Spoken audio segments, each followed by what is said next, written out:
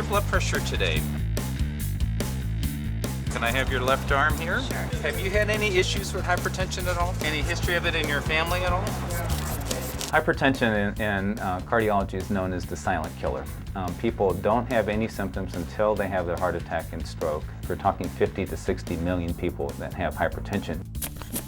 High blood pressure is a condition where the pressure inside the blood vessels are high enough that over time it can cause a weakening of the blood vessels and make people more prone to having heart attacks and strokes. Let's go ahead and get your left arm here. Okay. Unfortunately, part of it's a function of age. Just as we get older, the blood vessels get stiffer, and that can be part of the problem. But in this country, much of the problem is self-induced. We eat the wrong things, we don't get enough exercise.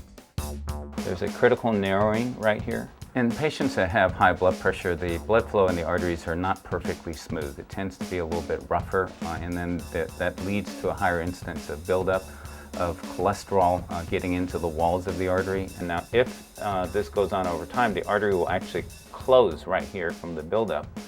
And the bottom part of the heart would not be getting the blood flow it needed. Over time, it gets bigger, flabbier, and weaker because of the constant strain of the blood pressure. And this bottom part of the heart would then die, and that's what we would call a heart attack.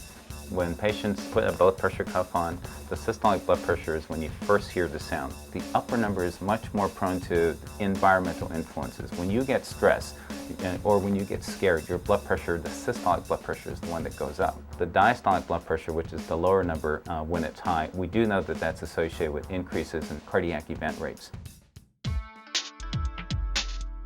What we're interested in doing is getting an idea of what your average systolic blood pressure is, and many patients don't realize that that's high and that needs to be treated. When I have patients with hypertension, it helps me if they take a log and bring in their blood pressure readings. I actually like that. I always talk to my patients about lifestyle changes as the first thing to do. If patients don't do the exercise, don't change the diet, we find that every time we see them, we're giving them more medications. And do you keep an eye on your blood pressure then? Um, Let's check it out.